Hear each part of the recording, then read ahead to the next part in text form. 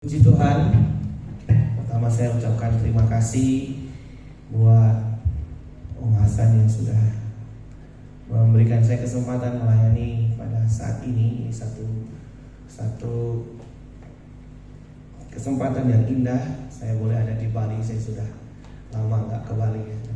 Terakhir di liburan waktu kecil ya. Jadi waktu ada kesempatan ke sini, saya sungguh sangat bersyukur bahkan bisa melayani Bapak Ibu Saudara pada kesempatan siang hari ini. Hari ini kita akan sama-sama melihat di dalam Alkitab satu konsep yang sangat penting sebenarnya kalau dipahami dengan benar oleh setiap kita orang-orang yang percaya. Karena pada kenyataannya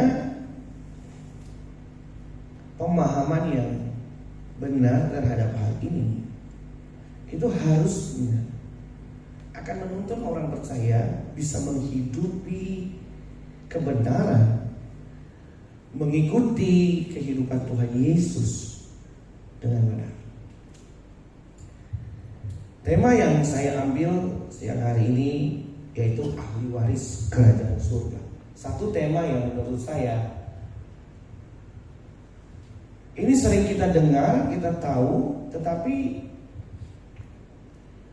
berapa banyak yang benar-benar memahami konsep ini dan mengubahkan kehidupan. Bahwa setiap kita, Bapak Ibu Saudara, adalah ahli waris kerajaan surga. Saya kasih tema di sini ya, ahli waris. Wah ini sorry nih kalau terlalu kecil ya. Kerajaan Allah. Ahli waris kerajaan Allah itu. Nah, ada satu bagian yang Bapak Ibu Saudara dan saya harus pahami secara benar. Mari kita buka konsep yang pertama di dalam Yohanes pasal yang pertama ayat yang ke-12. Mungkin salah satu bisa bantu saya baca ayat ini ya. Ada yang bisa? Oh, Bro Ezra bisa? Nah, biasa ketemunya di ruang Zoom. Sekarang langsung ya, kecuali BL. Kita ketemu di Jakarta ya. Nah, di dalam ayat ini Bapak Ibu Saudara harus memahami ada satu bagian yang sangat menarik ya. Oke, kita baca sama-sama pelan. Silakan. Yohanes 1 ayat 12. Tetapi semua orang yang menerimanya diberinya kuasa supaya menjadi anak-anak Allah, yaitu mereka yang percaya dalam namanya. Nah, ayat ini ayat yang tidak asing bagi orang Kristen. Secara khusus predikat tentang anak-anak Allah. Predikat pertama mengenai anak-anak Allah. Anak-anak Allah. Menjadi anak-anak Allah. Kita seringkali bangga, oh iya, di dalam Kristus kita jadi anak-anak Allah. Kita semua berpikir bahwa oh hari ini kita jadi anak-anak Allah. Tapi sebenarnya kalau Bapak Ibu Saudara memperhatikan apa yang sedang disampaikan oleh Yohanes, anak Allah itu bukan sekedar predikat gelar yang Bapak Ibu Saudara terima ketika percaya Yesus. Tidak seperti itu konsepnya. Karena kata anak yang dipakai dari beberapa istilah nanti kita compare dengan Ibrani. Ada 4 istilah anak dalam bahasa Yunani: paidon, notos, teknon, dan huios. Kata yang dipakai Yohanes di sini adalah istilah dari kata teknon yang dipanggil. Yang dalam arti harafiahnya, teknon itu adalah anak-anak yang mewarisi genetik dari orang tua. Anak-anak yang merupakan jalur dari keturunan sebenarnya. Keturunan. Ada sesuatu yang diwariskan, dalam hal ini genetik. Jadi kalau kita berkata kita ini anak Allah, harusnya sifat-sifat Allah itu ada dalam diri kita. Yang setuju katakan amin. Harusnya demikian. Karena ini digambarkan atau difiguratifkan, diupamakan sesuatu yang diturunkan sebagai keturunan ilahi, keturunan Allah, keturunan Allah, keturunan Allah. Yang pada konsep yang sederhana saja, kita bisa memahami bahwa biasanya anak itu mewarisi sifat-sifat orang tua. Mungkin cara jalannya gitu ya, cara bicaranya, nada suaranya. Banyak orang yang bilang, saya ini suaranya mirip papa saya. Jadi dulu kalau di gereja, orang itu suka berpikir kalau dengar suara saja itu ya khotbah papa saya. Padahal sebenarnya saya khotbah. Jadi suaranya mirip, kakaknya begitu. Dulu saya pernah isi satu radio pagi di RPK pagi. Itu renungan pagi, gantian saya dan papa saya. Nah, beberapa waktu itu saya terus yang isi, tapi orang berpikir itu papa. Kenapa? Karena suaranya sama. Jadi ada sesuatu yang mirip dari orang tua gitu. Saya pernah kasih umpama ini di beberapa khotbah ya. Ini satu kali anak saya tidur di lantai. Lalu saya bilang sama anak saya, jangan tidur di lantai, nanti masuk angin. Terus istri saya celetuk, gimana gak tidur di lantai? Bapaknya tidur di lantai. Oh iya, saya juga tidur di lantai. Saya suka tidur di lantai. Enak gitu ya, kalau capek pinggang tuh rata enak. Tapi satu kali saya pergi ke rumah papa saya. Yang lebih kaget lagi adalah karena papa saya juga tidur di lantai. Jadi emang keturunan tidur di lantai gitu. Karena ada sesuatu yang pasti mirip. Jadi kalau Bapak Ibu Saudara berpikir kita ini adalah anak-anak Allah, keturunan Allah, artinya ada sifat Allah yang turun atas kita. Makanya coba kita periksa sifat Allah yang mana sekarang yang sudah melekat dalam diri kita. Supaya gelar anak-anak Allah itu cocok, pas dikenakan dengan kita. Kalau Bapak Ibu Saudara baca lagi ayat ini, diberinya kuasa supaya bisa jadi anak-anak Allah. Sudah jadi anak Allah? Belum. Kita diberi kuasa supaya bisa jadi anak-anak Allah.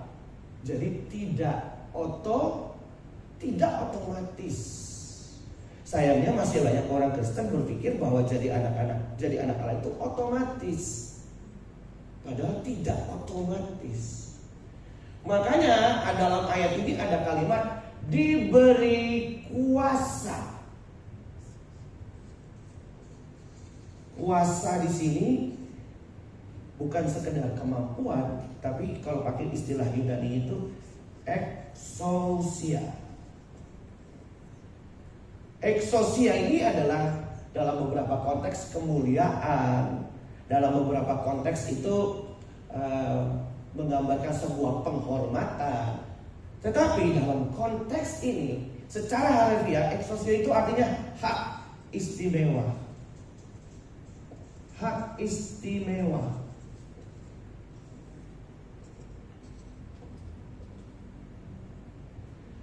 Namanya hak istimewa itu adalah sesuatu yang tidak didapat di luar ini.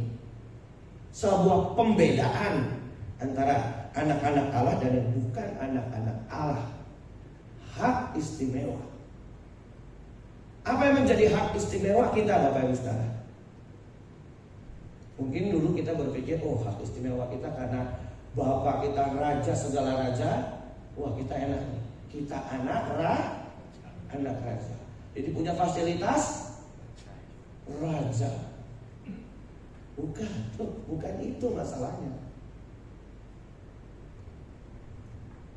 Hak istimewa ini masuk kepada satu hal, Bapak Ibu. Dan ini tidak ada selain di dalam iman kepada Tuhan Yesus. Satu hal, Bapak Ibu siap mendengar? Saya turun deh ya, supaya makin dekat. Bapak Ibu siap? Siap? Nanti setelah saya ngomong, mesti ngomong amin. Oke? Siap? Apa hak istimewa kita? 1, 2, 3, nanti jawab amin ya. Siap digarap Tuhan. Oh, puji Tuhan. Karena nanti ngomong digarap Tuhan, ini ada sesuatu yang tidak mudah. Hak istimewa kita adalah kita digarap Tuhan. Ini yang ada di dalam konsep yang lain. Bapak Ibu Saudara akan mengalami penggarapan Allah ilahi. Kenapa harus digarap? Karena tujuan Allah, karya keselamatan itu apa Bapak Ibu Saudara? Keselamatan adalah usaha Allah mengembalikan manusia pada rancangan semula. Bagaimana mengembalikan kita kepada rancangan yang semula? Yesus mati di atas kayu salib. Dia membuka pintu. Setelah itu Bapak Ibu Saudara akan mengalami penggarapan Allah. Nah, ini yang seringkali tidak tersampaikan, tidak terjelaskan dengan baik. Kita hanya mau jadi anak-anak Allah. Oh iya, kita pasti jadi anak-anak Allah. Tapi anak-anak Allah itu adalah mereka yang mengalami pengharapan Allah. Mereka akan mengalami pengharapan Allah. Jadi tanpa penggarapan itu, Bapak Ibu Saudara nggak akan bisa jadi anak-anak Allah. Statusnya doang anak Allah, tetapi kehidupan sebagai anak Allah tidak mungkin dialami. Dan itu sebabnya kita diberi hak istimewa yang tidak ada pada hal yang lain. Berapa banyak yang sadar dan menggunakan hak ini? Itu sebabnya Bapak Ibu Saudara, konsep tentang menjadi anak-anak Allah itu tidak mungkin bisa kita alami dan kita nikmati tanpa adanya kuasa yang akan menggarap hidup kita bersama-sama. Dan ini hanya bisa terjadi karena Kristus mati di atas kayu salib menebus Bapak Ibu Saudara dan saya. Maka kita masuk pada satu proses digarap oleh Allah. Maka itu Bapak Ibu Saudara, sebenarnya kekristenan itu yang ditawarkan oleh kekristenan itu, sebenarnya yang ditawarkan dari karya Kristus di atas kayu salib itu apa Bapak Ibu Saudara? Hidup yang diubahkan itu. Kalau enggak, Bapak Ibu Saudara akan melihat hal yang sama. Hal yang sama dengan dunia. Berapa banyak Bapak Ibu Saudara melihat bahwa banyak orang Kristen tidak berubah hidupnya. Nggak jauh beda dengan yang lain. Berapa banyak? Bahkan dalam pelayanan pun hamba Tuhan, para pelayan Tuhan, hidupnya nggak berubah. Coba kalau kita lihat, kekristenan itu tidak ada bedanya. Tidak ada bedanya dengan yang lain. Kita akan mengalami siklus kehidupan yang seperti itu aja. Datang ke gereja, tapi pulang dari gereja hidupnya tidak dirubah. Nggak ada penggarapan Allah yang terjadi. Kita tidak buka hati, kita tidak diajar untuk mengalami ini Bapak Ibu. Padahal ini yang paling penting, yang menurut saya serius harus kita alami. Karena hal ini Bapak Ibu akan membawa kita menjadi ahli waris kerajaan Allah. Poin saya selanjutnya yang kedua adalah kenapa pengharapan ini jadi penting. Karena memang ujungnya, endingnya kita akan menjadi anak-anak Allah, yang kemudian anak-anak Allah ini adalah pewaris kerajaan Allah.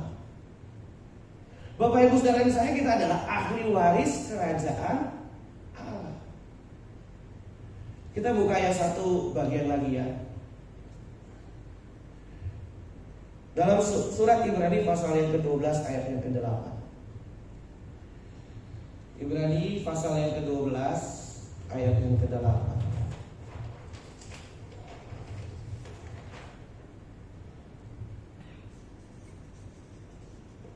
12 ayat yang ke-8. Kita perhatikan kalimat-kalimat ini. Silakan Pak. Ibrani 12 ayat 8. Tetapi jikalau kamu bebas dari ganjaran yang harus diberikan setiap orang, maka kamu bukanlah anak, tetapi anak-anak gampang. Bapak Ibu Saudara, kita fokus pada kalimat yang terakhir. Maka kamu bukanlah anak. tetapi anak-anak gampang. Nah, bahasa Indonesia itu punya dua istilahnya sama, tapi dalam teks Yunani-nya ini dua kata yang berbeda. Yang pertama kata anak, yang kedua anak gampangan gitu ya.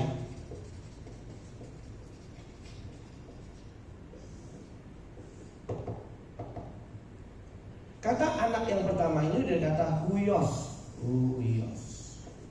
Yang ini notos. Kalau saya boleh bacakan, saya bacakan. Tetapi jika kamu bebas dari ganjaran yang harus diderita setiap orang, maka kamu bukan huios, tetapi kamu notos. Itu kalimatnya. Setiap orang, maka kamu bukan huios, tapi notos. Huios itu ahli waris, Bapak Ibu Saudara.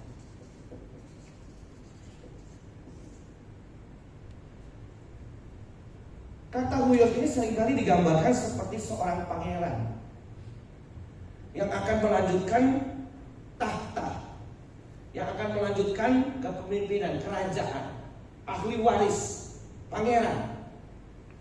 Sementara notos ini bukan ahli waris, ini lawannya, opposite dari kata ahli waris.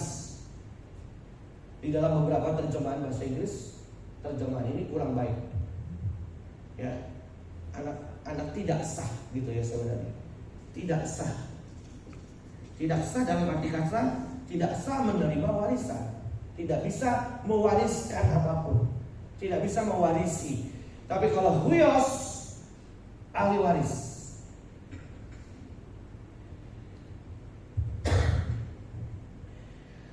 Bapak Ibu Saudara, pada kesempatan itu Bapak Ibu Saudara dan saya diberikan satu perspektif lagi bahwa anak-anak Allah itu akan mewarisi, menjadi ahli waris.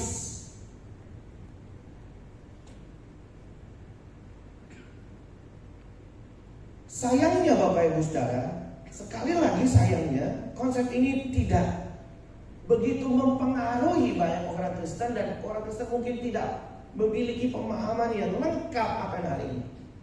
Padahal kalau kita menyadari kehidupan kita sebagai anak-anak Allah yang digarap oleh Allah, itu harus membawa kepada kita untuk menyadari bahwa kehidupan itu menjadi sesuatu yang sangat bernilai. Kalau Bapak Ibu Saudara dan saya mengerti bahwa Bapak Ibu Saudara dan saya diselamatkan, menerima Kristus sebagai Tuhan dan Juru Selamat, endingnya adalah menjadi ahli waris kerajaan surga, maka kehidupan hari ini harusnya bernilai. Amin Bapak Ibu Saudara. Kita bisa melihat betapa bernilainya kehidupan kita hari ini, dan betapa luar biasanya karya Kristus di atas kayu salib. Bapak Ibu Saudara gak sekedar ditebus, Bapak Ibu Saudara dirancang, diubah, Bapak Ibu Saudara dikembalikan pada rancangan yang semula, karena kita satu saat nanti akan mewarisi kerajaan Allah bersama dengan Yesus yang adalah Raja di atas segala raja. Betapa bernilai konsep ini, dan kalau orang percaya memahami hal ini dengan benar, hidupnya pasti bernilai. Karena dia tahu betul bahwa kita akan mewarisi kerajaan surga satu saat. Kita akan menyadari betul bahwa penggarapan Allah itu menjadi sesuatu yang sangat penting dalam kehidupan.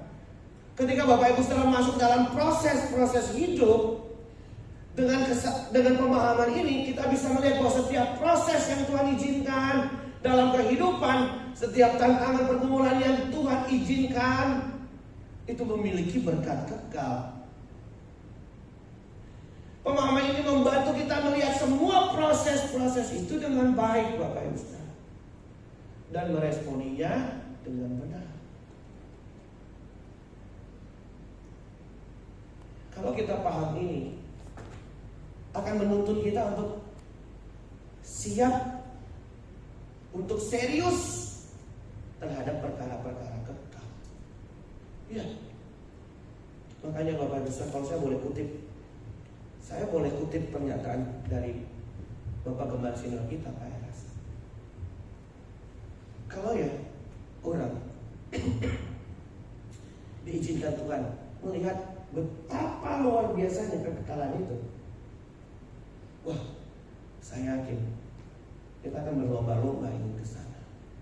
Dan Bapak Ibu Saudara perhatikan, 70 tahun, 80 tahun umur kita tidak ada artinya dibanding kedahsyatan kekekalan.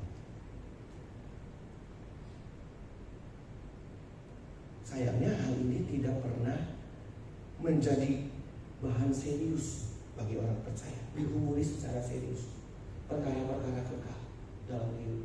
Fokusnya pada langit baru dan bumi baru. Karena kehidupan kita yang sesungguhnya memang bukan di sini, di dalam kerajaan Bapa.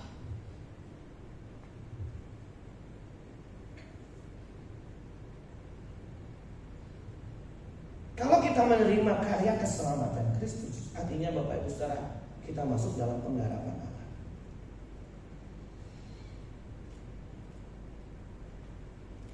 Pengharapan Bapa dalam kehidupan kita.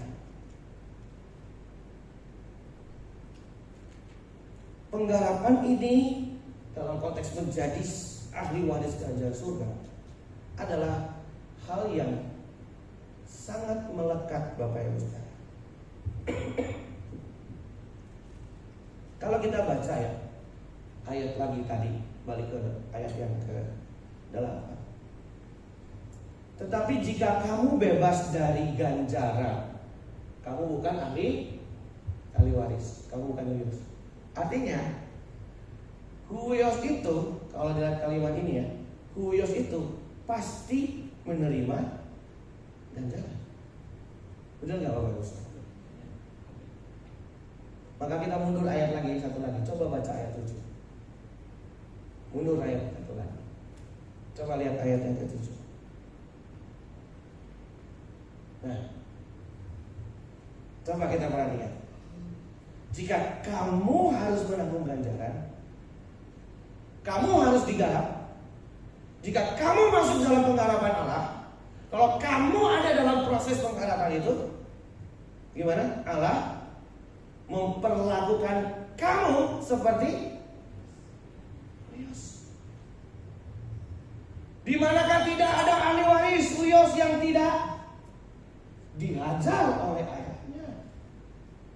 Loh Bapak Ibu Saudara, artinya sekali lagi ini nyambung ke yang tadi, bahwa anak-anak Allah itu pasti digarap bapaknya. Amin Bapak Ibu Saudara.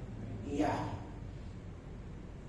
Makanya Bapak Ibu Saudara, kalau Tuhan izinkan ada penggarapan dalam hidup kita, kita harus bersyukur. Soal sini ada amin. Oh puji Tuhan. Di Bali ada amin. Karena kalau ngomong soal pengharapan ini tidak mudah Bapak Ibu Saudara. Masuk dalam proses pengharapan. Konsekuensi jadi anak Allah, konsekuensi menjadi ahli waris. Satu, Bapak Ibu Saudara siap digarap Tuhan. Bapak Ibu Saudara pasti digarap Tuhan. Karena Tuhan Yesus mati di atas kayu salib bukan hanya sebatas menghapus dosa, menebus dosa, tapi memperbaiki kehidupan kita, mengubah kehidupan kita. Itu yang tadi saya bilang, ini yang ditawarkan oleh Yesus waktu dia mati di atas kayu salib. Dia menawarkan kehidupan yang baru, hidup yang dibaharui, bukan sekedar masuk kerajaan surga, tapi memiliki kehidupan anak-anak Allah, berkodrat ilahi itu loh Bapak Ibu. Dan tidak ada anak yang tidak dididik, tidak dihajar oleh ayah. Jadi ya Bapak Ibu Saudara, kalau Bapak Ibu Saudara jatuh, terpeleset dalam dosa, Bapak Ibu Saudara melakukan kesalahan, Bapak Ibu Saudara menyimpang dari jalan Tuhan, lalu Tuhan pukul Bapak Ibu Saudara, dan itu artinya Bapak Ibu Saudara masih jadi anaknya. Amin. Tapi kalau Bapak Ibu Saudara buat dosa, Bapak Ibu Saudara melenceng dari jalan Tuhan, terus Tuhan diam, Bapak Ibu Saudara jangan ngomong, kau buat dosa Tuhan diam ya. Tuhan meridhoi dosa saya ya. Enak ya, kok begini kok Tuhan gak marah ya. Bapak Ibu Saudara, mohon maaf, kalau Bapak Ibu Saudara ada dalam posisi itu, kita bukan anaknya. Karena kalau kita masih anaknya, dia pasti akan hajar kita. Kita aja yang jadi orang tua, paham kok. Waktu anak kita salah, kita omelin dia, kita didik dia supaya apa? Dia tidak melakukan kesalahan. Kenapa kita didik dia? Karena dia anak kita. Jadi Bapak Ibu Saudara yang kasih dalam Tuhan, penggarapan Allah dalam kehidupan kita menjadi sesuatu yang penting dan harus kita maknai. Mengapa ini jadi penting, Bapak Ibu Saudara? Mari kita baca ayat yang ke-9 dan ayat yang ke-10 dari Ibrani.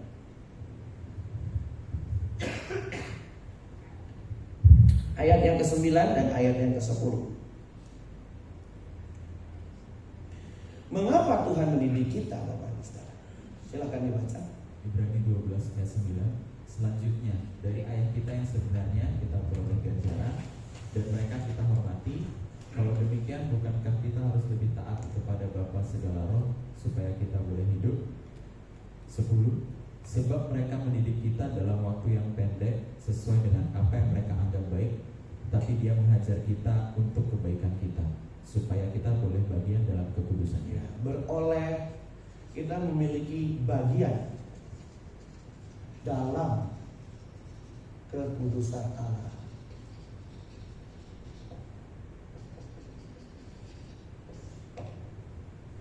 Kita mendapat bagian dalam kekudusan Allah. Kenapa pendidikan itu jadi penting? Allah memproses Bapak Ibu Saudara dan saya. Kita dihajar, kita dibentuk. Selain kita adalah ahli waris, selain kita adalah anaknya, Tuhan mau Bapak Ibu Saudara mengalami ini, bagian dalam kekudusannya.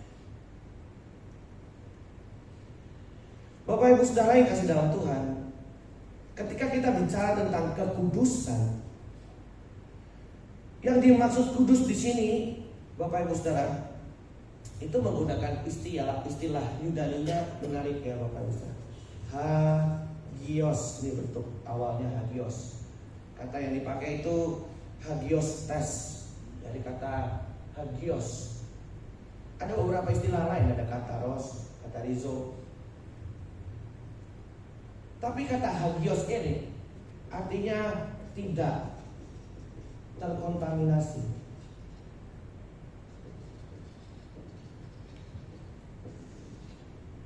Atau dengan bahasa Inggris, kata hagios ini diterjemahkan dengan pure, murni. Artinya tidak tercemar, murni, tidak tercemar, tidak ada apapun. Gambarannya sama seperti seorang yang ingin mendapatkan emas yang murni. Proses peleburan itu, gambarannya seperti itu. Sehingga hal-hal yang kotor, yang bukan bagian dari emas, itu keluar.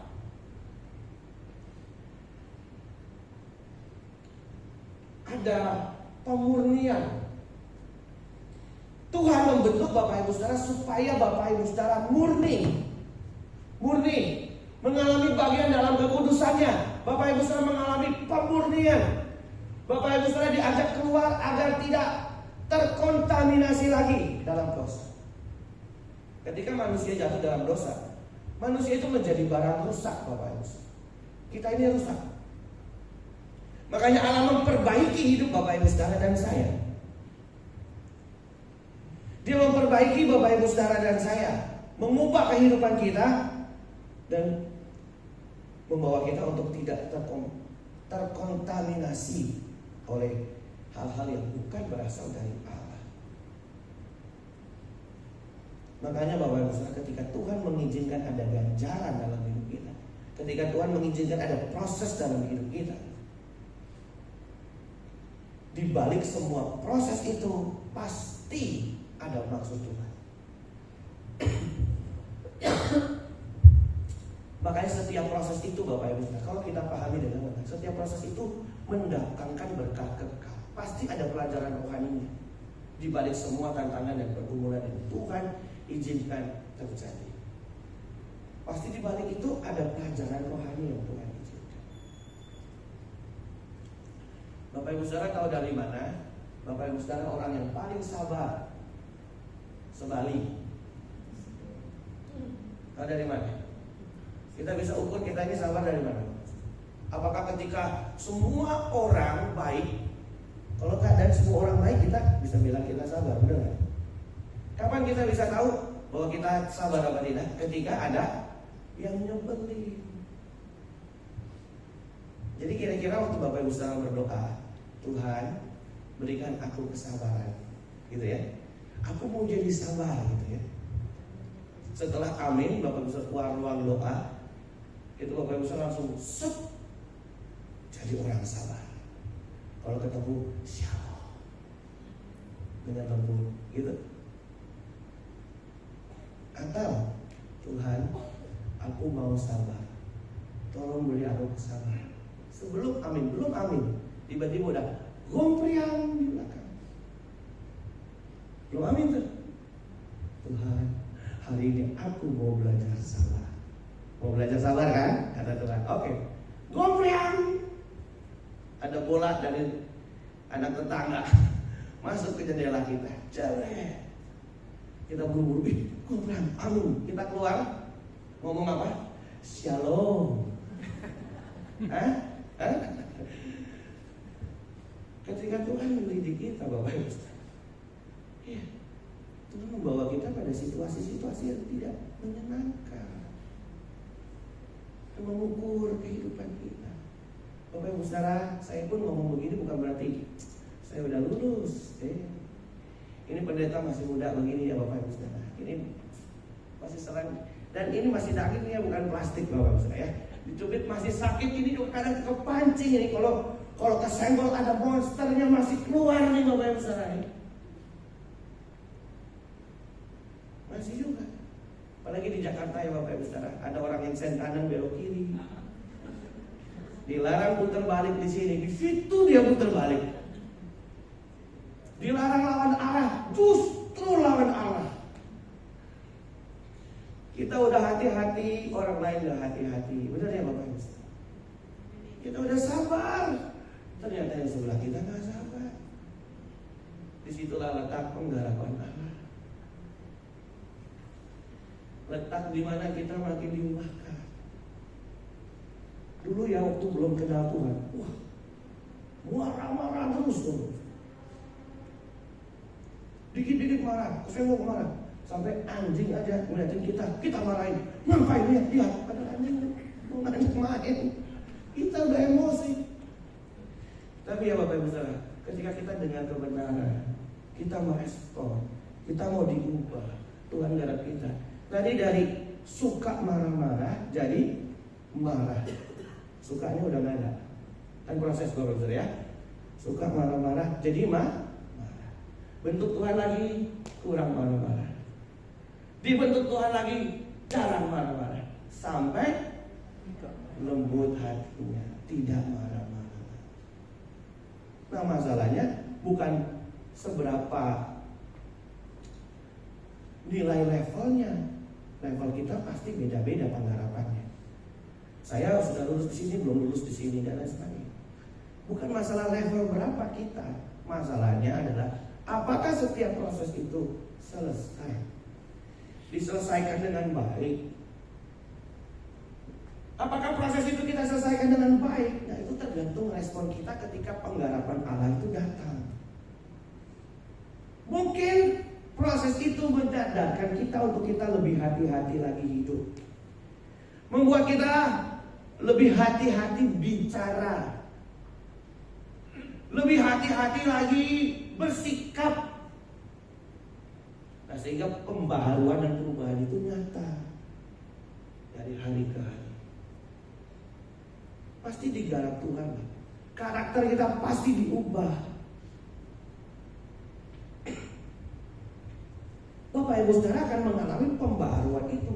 Karena Bapak Ibu Saudara kita akan dimurnikan. Kita bersyukur Bapak Ibu Saudara karena Tuhan itu dengan kesabarannya menunggu Bapak Ibu Saudara dan saya berubah. Boleh kunci C, ini lagu bagus banget Bapak Ibu Saudara ya. Saya pun diberkati. Sabarmu Tuhan menghadapiku, memimpin di jalan hingga aku dewasa. Tuhan sabar sama kita.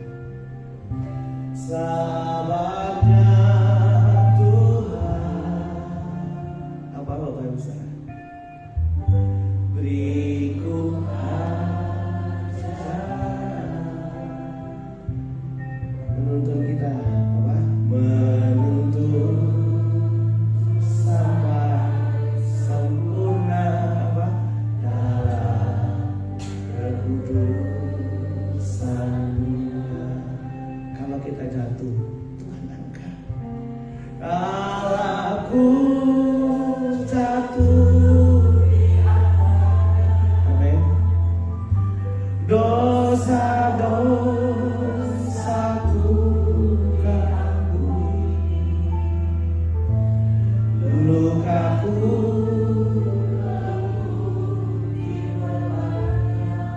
hingga pulih kembali. Ini yang Bapak inginkan bagi kita semua. Ingin berbisa hidup tiada bercerai, menyenangkan hati Bapakku, mencari Bapak Ibu Saudara, dalam kesabarannya Tuhan menanti setiap kita berubah. Amin Bapak Ibu Saudara. Ya. Tuhan memberikan kita waktu dan kesempatan hidup untuk kita bisa berubah dan dirubah. Dan Tuhan sabar. Bapak Ibu Saudara, Tuhan tahu loh. Tuhan tahu kita ini manusia lemah. Tahu nggak? Tahu. Tuhan itu tahu hari ini kita datang ke gereja punya komitmen baru, dan belum tentu setelah ini kita pulang kita ingat komitmen kita. Tuhan tahu nggak? Tahu. Tapi masalahnya bukan seberapa banyak kita jatuh dan gagal, tapi seberapa banyak Bapak Ibu Saudara bangkit dari kegagalan itu. Amin. Ya. Ketika kita jatuh, kita gagal, Tuhan aku belum mampu. Apakah Tuhan bilang, enyahlah kau? Enggak. Bangun lagi nak, jalan lagi. Amin Bapak Ibu Saudara. Bangun lagi, jalan lagi. Masih ada waktu, jalan lagi. Berdiri lagi. Ikuti lagi. Dalam kesabaran Tuhan menanti Bapak Ibu Saudara dan saya. Kapan kita mau berubah?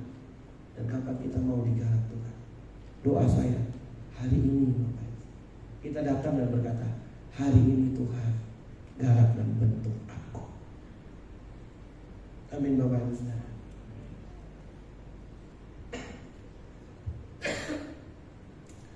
Bapak Ibu Saudara yang kasih dalam Tuhan, karena memang setelah itu orientasi kita adalah pada pendewasaan.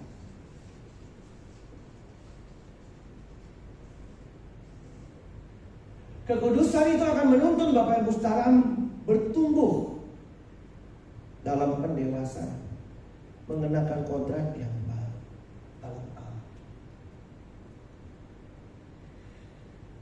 Mari kita lanjutkan pembacaan kita ayat 11 sampai ayat yang ke-13. Mengapa Tuhan mendidik kita Bapak Ibu Saudara? Kita perhatikan ayat-ayat ini, silakan. Ibrani 12 ayat 11. Memang tiap-tiap ganjaran pada waktu ia diberikan tidak mendatangkan sukacita, tetapi dukacita. Tetapi kemudian ia menghasilkan buah kebenaran yang memberikan damai kepada mereka yang dilatih olehnya. Ayat 12. Sebab itu kuatkanlah tangan yang lemah dan lutut yang goyah. Ayat 13. Dan luruskanlah jalan bagi kakimu, sehingga yang pincang jangan terpelecok tetapi menjadi sembuh. Mengapa Tuhan mendidik Bapak Ibu Saudara? Selain kita jadi ahli waris, lalu mendapat bagian dalam kekudusan. Yang kedua Bapak Ibu Saudara, karena didikan dan ajaran Tuhan ini menghasilkan buah kebenaran yang memberikan damai sejahtera. Dan yang menarik adalah digambarkan agar Bapak Ibu Saudara dan saya bangkit dalam didikan Tuhan. Memang tadi dikatakan didikan itu ketika diberikan tidak menyenangkan, berat, bisa membuat kita lelah, capek, bahkan seakan-akan mustahil, tidak berhasil. Lalu kita bertanya kapan proses ini selesai. Tetapi tadi kata Alkitab, kuatkanlah tangan yang sudah lemah, lutut yang mulai goyah. Bahkan dikatakan luruskanlah jalan agar kakimu tidak terpelecok tetapi menjadi sembuh. Ini istilah yang menarik karena didikan Tuhan, buah kebenaran itu mendatangkan penyembuhan. Digambarkan seperti orang yang pincang dapat jalan kembali. Memberikan satu gambaran bahwa ketika proses itu berjalan, kita mengalami kesembuhan bukan secara fisik, tetapi digambarkan seperti seorang yang mengalami kesembuhan secara rohani ketika dia kembali kepada posisinya yang semula. Ini kadang-kadang unik juga cara dikatakan terpelecok itu kan sama dengan keseliosan, sesuatu yang tidak pada tempatnya. Tapi kalau dia sembuh itu dia harus kembali kepada posisinya yang semula. Jadi gambaran ini mau memberikan kepada kita didikan Tuhan yang membawa kita kepada buah pembenaran itu. Kebenaran adalah sekali lagi ketika Bapak Ibu Saudara dan saya mengalami pemulihan itu sampai Bapak Ibu Saudara pada posisi yang Allah inginkan, posisi yang sebenarnya, yaitu dikembalikan kepada rancangan Allah yang semula. Bapak Ibu Saudara kembali kepada tempat yang seharusnya kita berada, poin di mana kita berada. Makanya kata dosa itu luncas, hamartia itu tidak tepat sasaran. Jadi Yesus datang menebus dosa itu, mengembalikan kita dari sasaran yang tidak tepat itu kepada sasaran yang tepat, Bapak Ibu Saudara. Dan Tuhan mengajak Bapak Ibu Saudara dan saya siang hari untuk kembali kepada rancangan yang semula tadi. Dalam sisa waktu yang Tuhan masih berikan Bapak Ibu Saudara, dalam kesempatan hidup yang masih ada, kita pergunakan waktu ini untuk menggapai pengharapan Allah itu. Sebisa mungkin, kalau perlu kita berlari mengejar ketinggalan kita, Bapak Ibu Saudara. Hari ini kalau lihat situasi dunia, apa sih yang bisa ditawarkan oleh dunia hari ini? Tidak ada. Hari ini dunia tidak bertambah baik, Bapak Ibu Saudara. Nah, hari ini kalau kita lihat apa yang terjadi di tengah-tengah dunia, tidak ada yang ditawarkan. Tidak ada sesuatu yang bisa ditawarkan. Apa? Masa depan? Kehidupan yang lebih baik. Hari ini Bapak Ibu Saudara, kalau kita bicara soal perang, kapan saja bisa terjadi perang hari ini.